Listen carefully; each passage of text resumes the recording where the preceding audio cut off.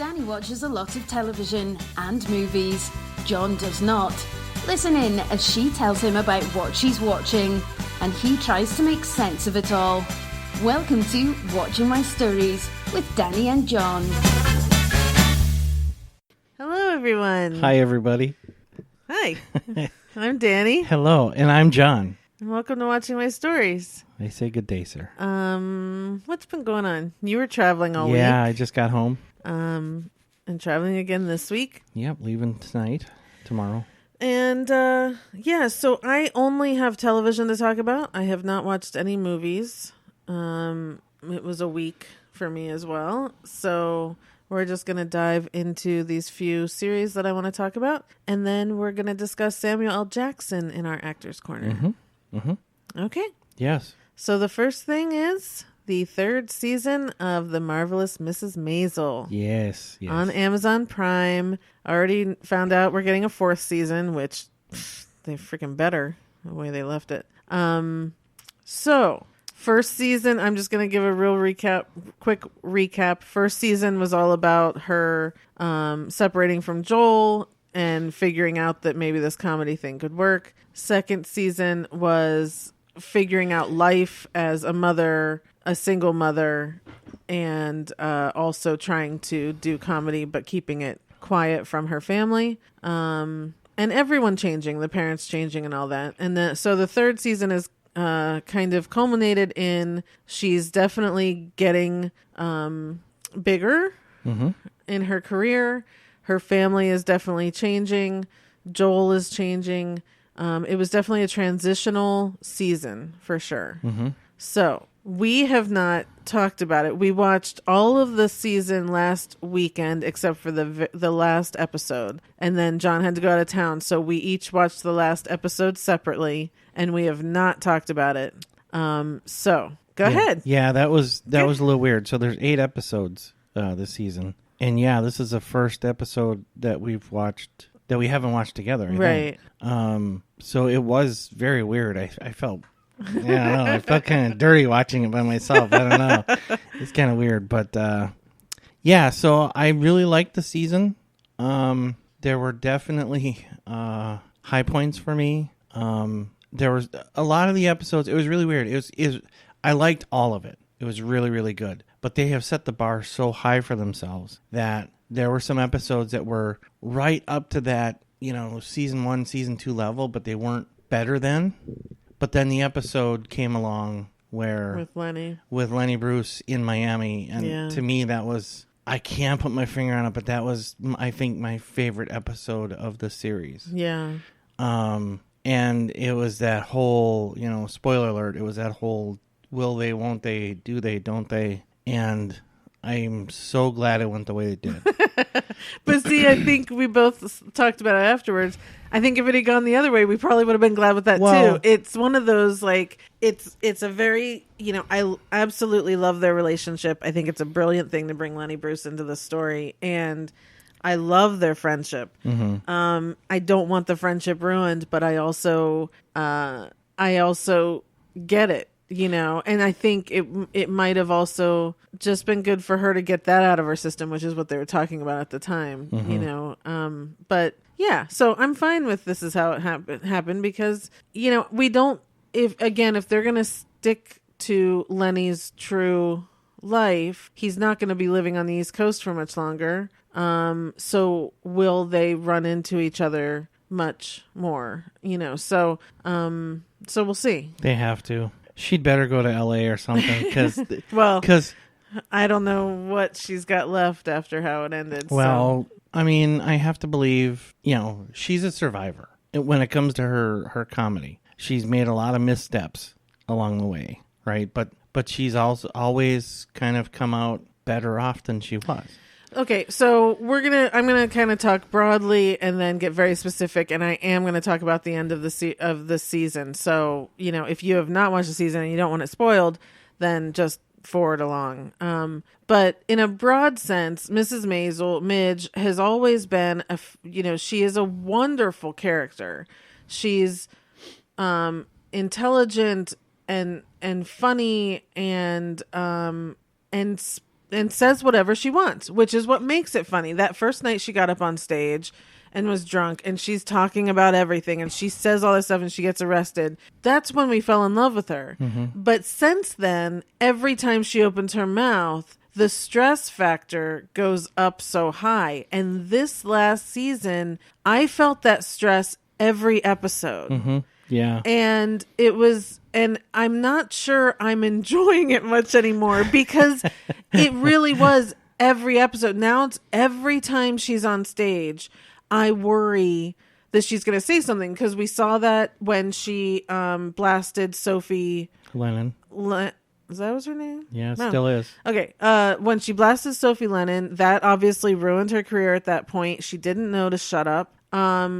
We've seen that happen in other ways. When her father was in the audience, she did not stop her routine. She kept going. And while her routine's funny and everything's funny, and she does have a set, but she is good when she goes off the cuff. On the telethon, she's really great just saying, screw the set, I'm going to talk to these people, these people, these people. It's perfection, but she does not have a boundary. She does not have a filter. She does not understand the world in a way. Because, right, she grew up very sheltered. And so she does this what happened with Shy Baldwin was exactly that. She did not understand what Sterling K. Brown was telling her. She doesn't know where the boundaries are. So let's just put it out there. So this whole season was about her going on tour with Shy Baldwin, which happened at the end of last season. They're doing some shows in the US in the beginning of the season, and things are going well, and she's becoming a hit. She's getting along with Shy really well. She's getting along with all of his bandmates. It's great. And then they take a break because Shy kind of went off the rails a little bit. She finds him after getting beaten up, basically after he picked up another man in a bar. So we find out that Shy is gay and living on the down low, basically. He's obviously not coming out back in 1962. And so she finds this out about him. Shy seems to really like her and is okay with that she knows this about him. I really was loving that friendship as well, what I thought was a friendship. And so they're about to go on their European tour, and they have one stop at the Apollo before they do this European tour, because that's Shy's hometown. And rightly so, Midge is freaking out. It's not who they want to see at the Apollo come out, especially after Mom's Mabel and before Shy, this blindly white chick coming out. Blinding. What did I say? Blindly. It's okay. She can see. So she starts to freak out, rightly so, and she's saying to Sterling K. Brown's character, who I love, which everyone knows I love. They don't want to see me. Let's just skip this whole thing. And in him trying to be a good manager because Susie's gone, which that's a whole nother topic we're going to discuss. He says, Shy, just go out there and tell him all these people know Shy. Just go out. I've seen you off the cuff. You're great at it. Just go out there and do what you do. Tell stories about Shy, all this stuff. And I mean, did you just stop breathing at that point and hold your breath till the end? I mean, you knew she was going to screw it up, right? So here's the thing. I hate moments of tension like that. That was so torturous for me. I fast forwarded. You did not. I did. I fast forwarded until she got off the stage, and the reaction to her getting off the stage was okay. And I thought, okay, she didn't blow up. So you didn't go back and watch? I did go back and watch when I saw that she had gotten off the stage okay. Okay. So then I did go back and watch, and I was like, oh, yeah, she has this is going to be trouble. She says, oh, he has a man for almost everything. And then she goes, well, actually, he has a man for everything, and then she makes a reference to his Dorothy ruby slippers, how beautiful he is, how she's just going on.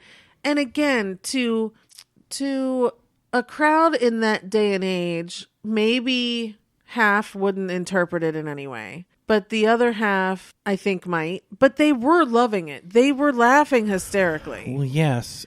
And it didn't feel like anyone was kind of cringing, going, "Oh, that's weird. Why is she saying such a thing?" Well, I think it's his crowd, right? Yes. And I think the half the crowd doesn't care. The other half probably knows, right? I don't know. I can't imagine in Harlem in 62 anyone knows. I just really don't. I really don't. Because otherwise Sterling wouldn't have been so angry after the fact. Maybe they didn't know, but it certainly wasn't publicized. It certainly wasn't out there. Of course not. But they probably, I mean, I don't know. I think they probably had I don't think suspicions they or would have been something. laughing as much if they knew, because I think they would have been cringing that she was saying such things. Either way. But anyway, that doesn't matter. So she goes to the plane to start this European tour, and Sterling comes out and says, "You're off the tour. You said these things about Shy," and admits and says, "I didn't know you knew that about him." And he's obviously hurt. Shy's obviously hurt. Midge pleading, "We're friends. Let me talk to him." "You're not friends. You were contracted by him." And so she's off the tour, and that's kind of how they end. And, in a way, I was actually really happy that happened, because she doesn't get it. She's done this enough that I feel like, good, maybe this time she's going to learn. You know what I mean? Like, I don't know if it's kind of that thing of you black out when you get up there and you just kind of spew whatever. I don't think that's the case. She's super smart and she knows what's funny and what's not. And I just, and maybe it was just the tension of the entire season that I kind of sat there and went, good. I feel bad for her, obviously. My heart breaks. But the whole season, the parents living with the in-laws was so frustrating. It was not fun to watch that. I didn't understand it. I didn't understand why it was happening, and it was too much to take. Susie going off and gambling all the money away, and that is too nerve-wracking and too stressful to watch. And then Midge, who most of the time was doing well, but obviously, like we said, every time she goes on stage, I'm very nervous. And so I feel like this is what's needed. And we know this is how most people's careers go, not necessarily because they implode on their own, but it's up and down, up and down, up and down. But I'm hoping that this causes a lot of internal examination on both of their parts. Susie, of course, I think already is. She's getting Joel to take care of the money annoyed me. But for Midge, she needs to get her crap together and be professional and be, the world doesn't revolve around her. You know what I mean? Like, she needs to figure out where the boundaries are. Yeah. Well, I honestly think, and this is what I'm saying about her being so sheltered all of her life, is when Sterling was saying that to her, I do think she thought it meant it was okay to talk about him being gay. Obviously. And that shows how sheltered she is, how immature she is, how she really doesn't understand the world. She really just doesn't. She lived in that apartment building all her life, and she wanted to go back and buy that apartment building and continue to live there for the rest of her life. That's how, just kind of, she had a very small world, and it has gotten a lot bigger since she's been able to experience these things, but still doesn't understand the way the world works. Yes. For sure. Getting paid in tampons and syrup. You would think that would start to show you some realities. But again, she gets to go home and, doesn't have to worry about bills and blah, blah, blah. Even just saying to Susie, you take care of the money. I'm not going to, she doesn't want to, she doesn't want to figure out how to be responsible and take care of herself still, even though she just wants to have her cake and eat it too. So I really do think this slap in the face, it is her fault, and hopefully she's going to learn. I think it could be really interesting as to how this comes out. I hope they make it a really big deal that, it's not just like, oh, she goes back on stage and everything's fine. I hope they make it to where she is a real, a a moment of clarity, and take some time to figure that out. Mm-hmm. Yeah, I'm kind of glad that. And look, if I somehow they patch things up, if they come back and she has a chance, she gets an opportunity to talk to Shai, and then she patches it up, and they go back on tour, I'm okay with that. Oh, see, I didn't even think that was an option. That never even entered my head. Well, That's funny. When it comes to a new season, everything's an option. You never know what they're going to do.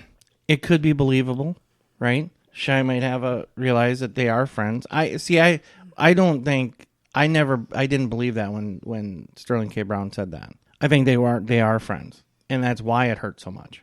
Yes, but it also but you don't have to keep your friend employed if they hurt you. No, understood, so, and that's why she had to go. But I think maybe because of that, at some point after he has a chance to cool down for months, maybe they have a conversation and she gets another chance. Whatever. Anyway, my point is, I was wondering how she was going to get away from the Shai Baldwin tour to take the next step in her career. Mm. So I think this is maybe a good thing for her. I am with you to the extent that I think this needs to be a bigger deal than just something that happened in the past. No, next season. Right.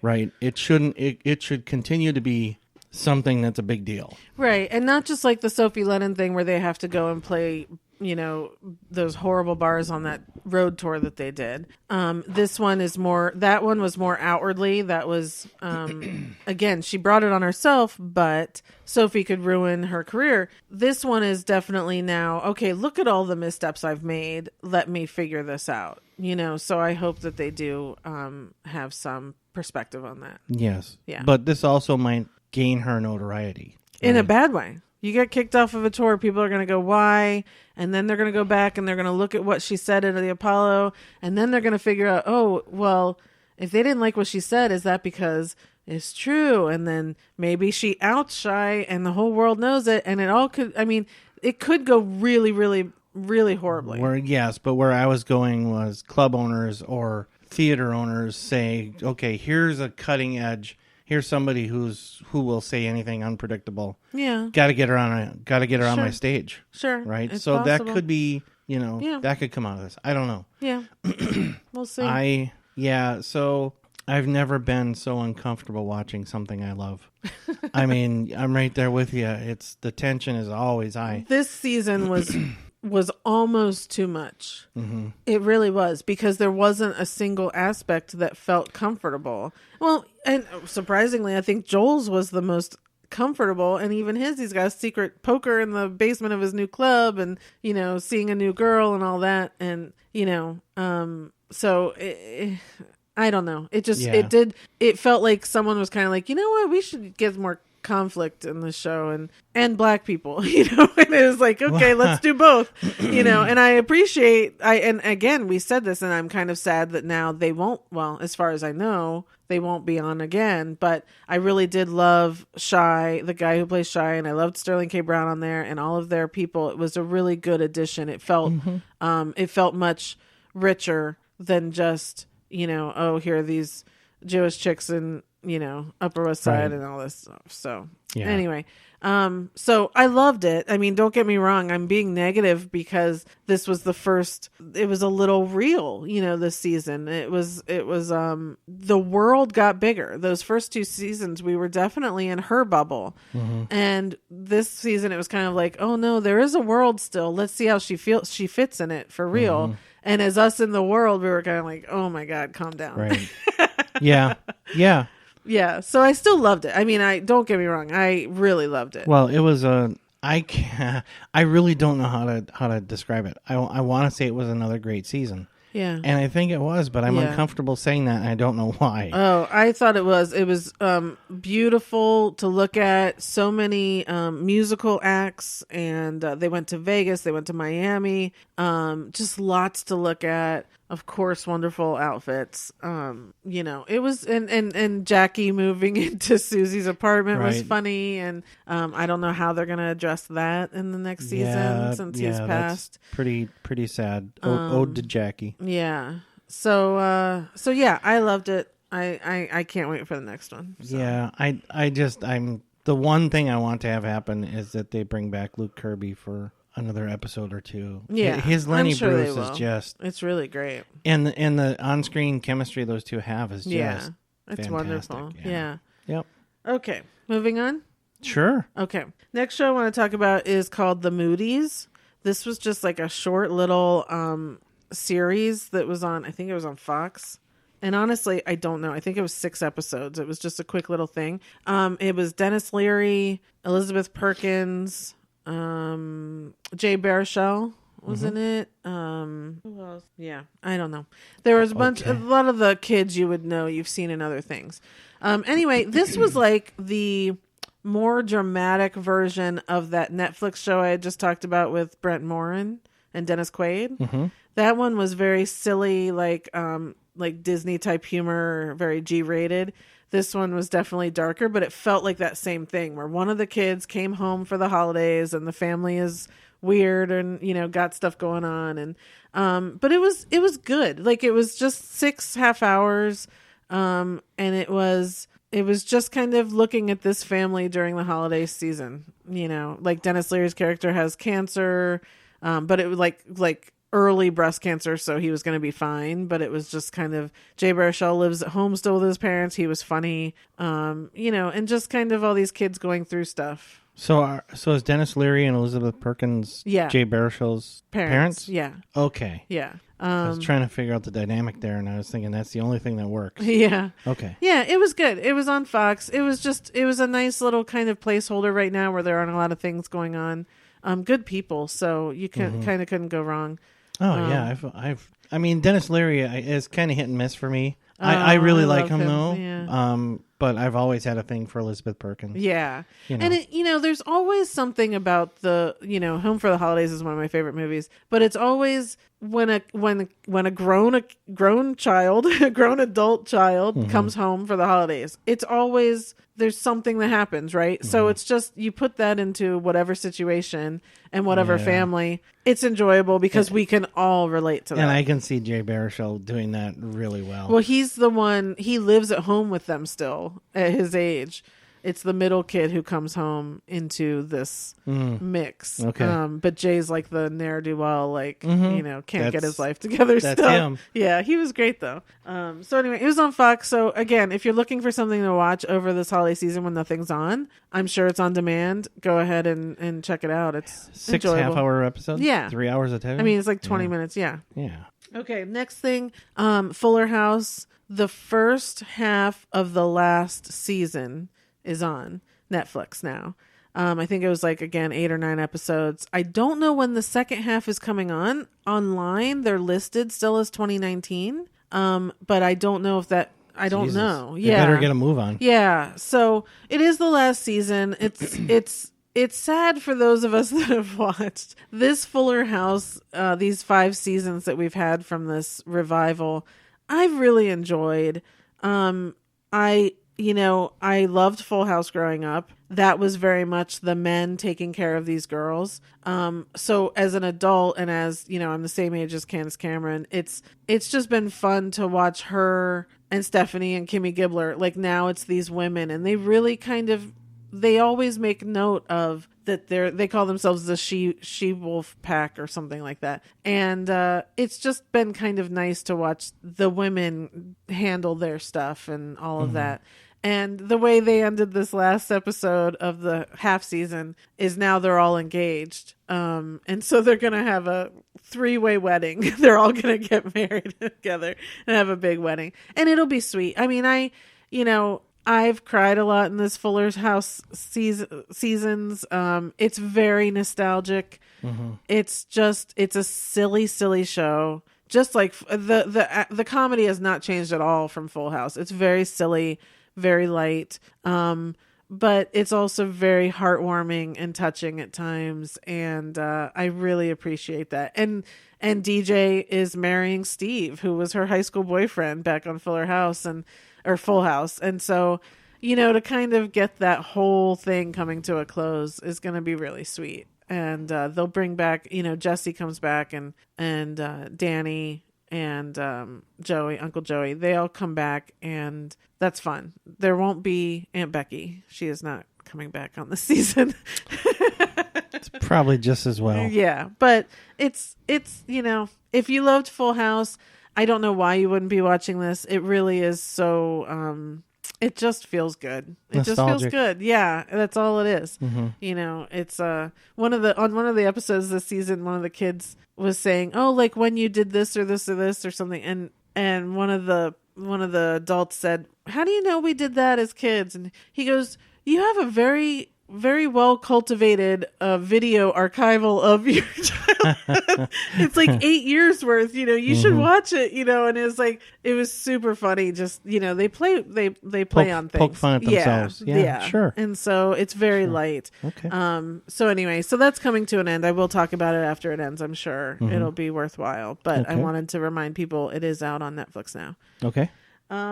Next show I want to talk about is a new one on Apple TV Plus called Truth Be Told with Octavia Spencer and Aaron Paul and a bunch of people. And so this, I think there's only been 4 episodes out. It's interesting. It's kind of a true crime deal. She's a Pulitzer Prize winning journalist who now has a podcast. And she got her Pulitzer and got her career because when Aaron Paul's character Warren was 16, the neighbor was killed, and everyone, including her, kind of jumped on the bandwagon, accusing him of doing it. And she wrote a ton of articles saying that he was the one who did it. And he has spent 15 years in prison now, and something came to light that she now has changed her mind, and she thinks that he's innocent. And so she is now investigating this whole thing, trying to, in the long run, get him out of prison. And so it's very interesting because we're uncovering this whole story and what happened. And Lizzie Kaplan is in it. She plays twins, who were the daughters of the guy who was murdered. So there's something there. There's a lot going on. It's not mysterious in any way. It's not creepy in any way. It's very much just telling the story and seeing things as Octavia uncovers them. Great cast, lots of good people in it. So I just wanted to say that that's out there. It's called Truth Be Told on Apple TV Plus. Definitely worth it for sure. Yeah. Okay. The next one I just wanted to talk about because we just love the show and we're halfway through the season and it's their second season. Bless This Mess. Oh my God. Yeah. I just wanted to touch on it because again, I didn't have a lot to talk about and I thought what better time than now to just put it out there because it's one of the funniest shows. I look forward to it so much. I do too. And then I'm so upset when it's over. I know. That 25 minutes goes so fast. Yeah. So this is also created by Elizabeth Merriweather, who did New Girl, which we loved. And it's very much feels that same sort of formula where for us in New Girl, Zooey Deschanel didn't matter. It was about everyone around her. Right. And that's kind of, and I don't want to say that Dax Shepard and Lake Bell. Thank you. All I can think of was Bell. That they don't matter. They're very funny in their own right. Yes. They definitely are more than I think the Zooey Deschanel thing was. But man, it's the ensemble. It's all the people in Bucksnort that just bring the funny. Lennon Parnham, if you guys do not know who Lennon Parnham is, if you ever watched Playing House with her and Jessica St. Clair, they also had another one, I think it was called Best Friends, because they are best friends. Jessica St. Clair came on Bless This House, played her sister. She, to me, Lennon Parnham is one of the funniest people in the world. Yeah. I cannot look at her without laughing. And she's fantastic opposite, what's his face? Ed Begley. Or, Champ. Oh, yeah, Champ from Anchorman. Oh, what is I can never get... And it's a shame because the guy is great. I get him mixed up with I want to say Steven something, but... David Koechner. Yeah. That's it. So the two of them are married. They are hysterical. Yeah. Then we've got Ed Begley Jr., who, oh my gosh, we rewind and rewind when he delivers some lines because he just has the funniest delivery ever. He has taken deadpan to a whole, to just a level I don't know that anybody has ever achieved before. Yeah. And I had no idea until I saw him in this show.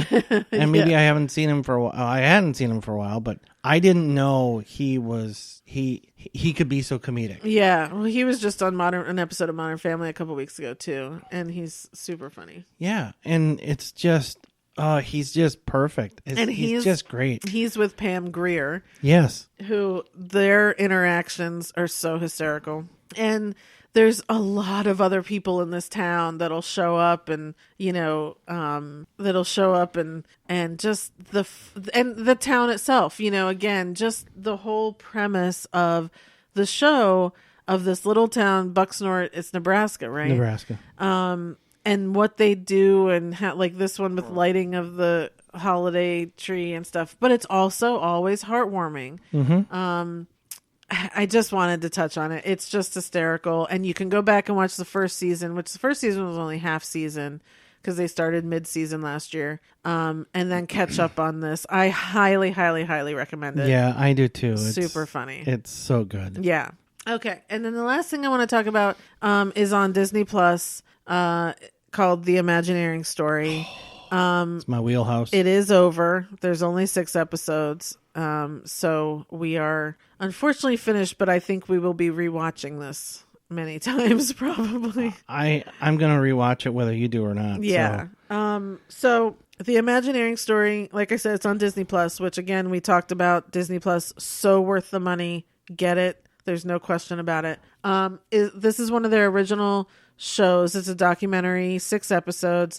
Every episode is directed by Leslie Iwerks, who is Ub Iwerks' daughter, he was the original animator of Mickey Mouse. And it just tells the story of the Imagineers in the Walt Disney Company from the beginning of Walt Disney's vision, and then the engineers that he had come on to help and calling them Imagineers, and all of their ups and downs throughout the last however 80 90 years, whatever it's been. I think the Walt Disney Company is almost 100 years old, and it's incredible because it's showing, it focuses a lot on the parks because of course that's what the Imagineers mostly are working on, are all of the attractions and designing and putting these amazing parks together.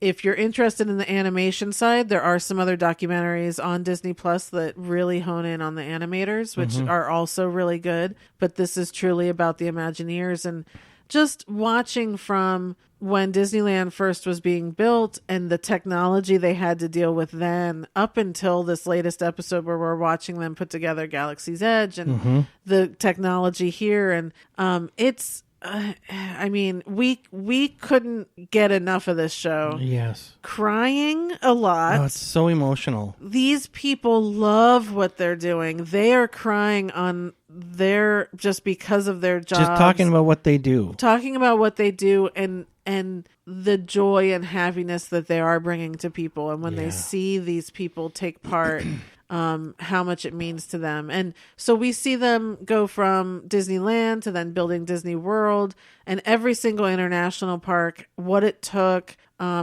if they failed or Euro Disney failing. We see the hits and the misses. Yeah. Even Disney California Adventure, which is our favorite park, was not a hit in the beginning. They really missed on that and people did not like it.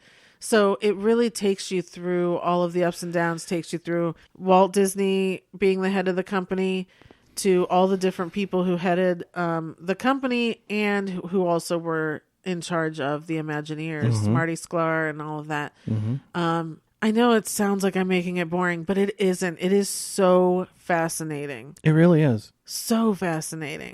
And the CEOs play a big part in it. Yeah, Bob Iger, now he's giving a lot of interviews and Michael Eisner before him. And it's really very interesting because it shows a lot of the history of the Imagineers and the processes and what they do, but then also the history of the company. And you hear a lot from the CEOs, how they looked at the Imagineering department, maybe early on, as some of them it wasn't as big a deal as it turns out it really needed to be. Right. There were some missteps where they were, the finance people took over, and that was a huge mistake. And they got back to their core where the Imagineers were really driving things, and they picked back up again. Right. So it was really, gratifying to see, the higher ups, the highest spot in the company really say, you know what, we thought the Disney company was this, and it turns out it's really, it's all about the it's all about the engineers. Right. They took their focus off of the parks for quite a while and said, we're just going to focus on movies and that sort of thing. And that's not what people want. And I love how they talk about the parks changing so much. People having issues when they change something that's original or whatever, but that's what you have to do. These parks need to turn over and change, and these guys and women who get to paint something or put the lights on something or make them scale models. I mean, it's such. I mean, these people get to they're like, oh, let's do like the Pandora land in Animal Kingdom. These guys get to travel the world looking for whatever they can look for so that they can bring back and have this vision for the land. Or Cars Land. They go, oh, you guys go take a trip on Route 66 so you can really see these things. I mean, nothing is done small. Everything is huge. And we knew that about Disney. But it's so wonderful to see these people when you walk into a park and you have your experience, they've had the same experience. Yes. They do not take this as a job that they just have to get done and over with. They know what's at stake. Yeah, and it's really great to see a company just understand that, look, we want to get Cars Land right. We're going to take the time, and we're going to spend the money and send our people on a month-long Route 66 trip, right, to get a real feel for it. Yeah. To have the faith in the people that you're sending out there to just know that you're going to spend this money and take this time, and they're going to get it, and they're going to translate it into a successful park. Right. Is just, you can't get a job better than that. Right. Every CEO who has said, hey, let's take this chance, like Bob Iger retooling California Adventure and having that foresight to say, let's spend this money. I think it's really worth investing in he could have just closed down that whole side again and gone, it's a loser, who cares? But really saying, you know what, let's figure this out because I think it could be huge. Right. And for us, DCA is our favorite. Yeah, we totally. rarely go to Disneyland because we love DCA so much. So it's really it's just an amazing journey. It's an amazing journey to watch, and I don't know that they'll have more episodes until they have enough to tell us to fill an episode, which is also really sad. Yeah, I mean the last episode ended with Rise of the Resistance, right? Which is opening. Yeah, isn't even open yet. It's open in California or in Florida now, and it opens here January 17th. So. I thought it opened on the 5th. Yeah. Yeah, I thought it was the 20th. Okay. Yeah. So it just opened. Yeah. So they're really up to they current. took us up to now. Yeah. So it's really interesting. I know last time I think we talked about the one day show that takes you through a cast member's day and how they work. This goes hand in hand with that.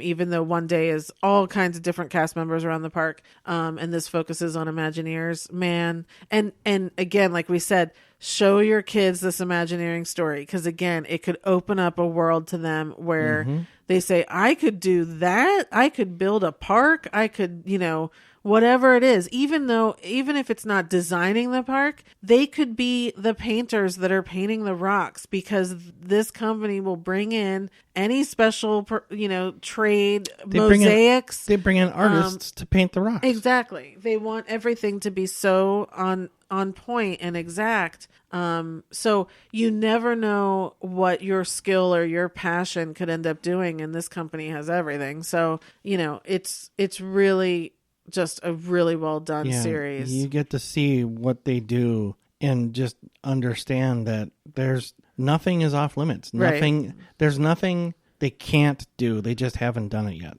Right. I Or mean, technology isn't there yet, but they'll start working on it and hope that the technology catches up. There's very, very rarely have they ever been told, no, you can't do it. They're always being told, figure it out.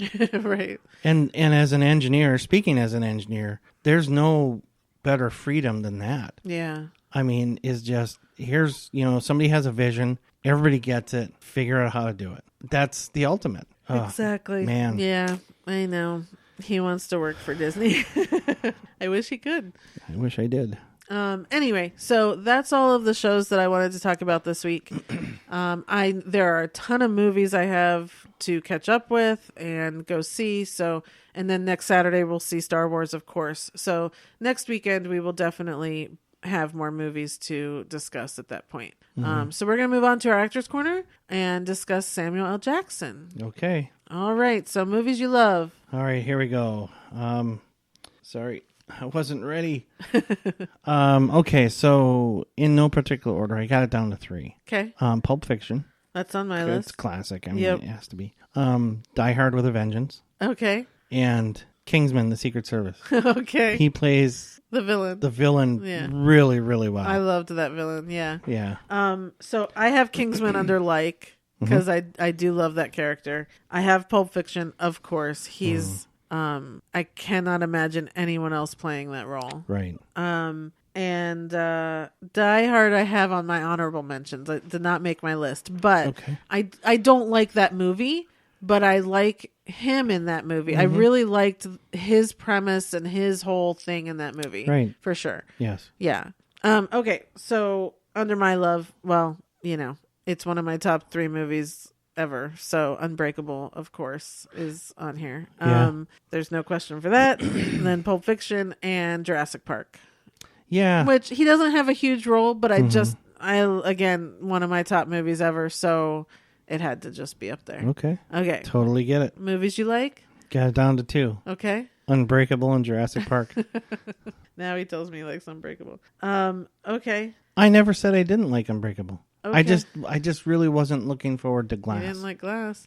I Okay. didn't like the character James McAvoy was playing. He was fantastic in that. Doesn't matter. Anyway, my I have Kingsman, and I put Nick Fury. So basically all 20 whatever movies that he plays Nick Fury in, he's so good as Nick Fury that just covers everything. Yeah. Totally. Movies you hate? Snakes on a Plane. I never saw it. I saw like 10 minutes of it. Okay. Yep. I turned it off. I'm like, nah, this is not for me. I'm not sure it's for anyone. Yeah. I almost put the Star Wars movies, the 3 prequels or middle ones or however you want to call them now. But I didn't, because that doesn't deserve that. He's good in them, and so I'm just gonna leave them there. Okay. Yeah. Yeah. Yeah. Those 3 were definitely the weak spots in the series. Yeah. Yeah. Yeah. Secretly Love. Sphere. I have no idea what that is. Dustin Hoffman, Sharon Stone, and him, scientists at the bottom of the sea. They discover a ship or a craft that's been there for hundreds of years, and it's kind of familiar. It's a little bit trippy.